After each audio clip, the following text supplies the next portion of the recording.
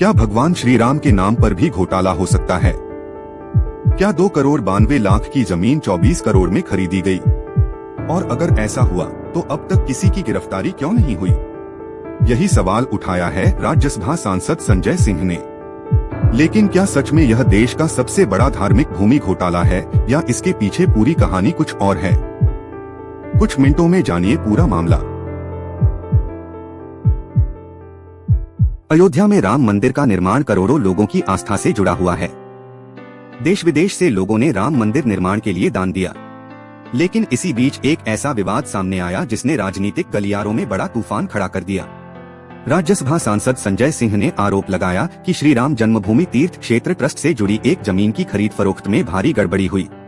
उनका दावा था कि जिस जमीन की कीमत करीब 2,92,00,000 रुपए थी, वही जमीन कुछ ही समय बाद 24 करोड़ रुपए में खरीदी गई। संजय सिंह का आरोप था कि यह सिर्फ एक सामान्य जमीन सौदा नहीं, बल्कि करोड़ों श्रद्धालुओं की भावनाओं और दान की रकम से जुड़ा मामला है। उन्होंने सवाल उठाया कि अगर जमीन की कीमत इतनी कम थी तो अचानक इतनी ज्यादा कैसे हो गई। यहीं से विवाद और तेज हो गया। लेकिन कहानी यहीं खत्म नहीं होती, क्योंकि आरोप सिर्फ जमीन खरीद तक सीमित नहीं रहे। इसके बाद दान की रकम को लेकर भी बड़े सवाल उठाए गए, जिसने पूरे विवाद को और ज्यादा गर्मा दिया। विपक्षी नेताओं ने मांग की कि पूरे मामले की निष्पक्ष जांच होनी चाहिए। उनका कहना था कि अगर किसी भी प्रकार की अनियमितता हुई है तो जिम्मेदार लोगों के खिलाफ कार्रवाई होनी चाहिए। लेकिन दूसरी तरफ ट्रस्ट और उससे जुड़े लोगों ने इन आरोपों को पूरी तरह खारिज कर दिया। ट्रस्ट की ओर से कहा गया कि जमीन का मूल्य बाजार परिस्थितियों, विकास कार्यों और कानूनी प्रक्रियाओं के अनुसार तय किया गया था। उनका दावा था कि किसी प्रकार का घोटाला नहीं हुआ और लगाए जा रहे आरोप राजनीति से प्रेरित हैं। इसके बाद मामला राष्ट्रीय स्तर पर चर्चा का विषय बन गया।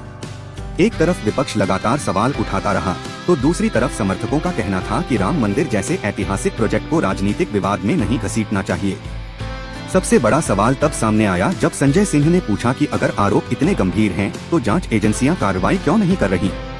उन्होंने यह भी कहा कि दान की राशि से जुड़े मामलों में पूरी पारदर्शिता होनी चाहिए। हालांकि दूसरी ओर यह भी तर्क दिया गया कि केवल आरोप लग जाना किसी व्यक्ति के दोषी होने का प्रमाण नहीं होता।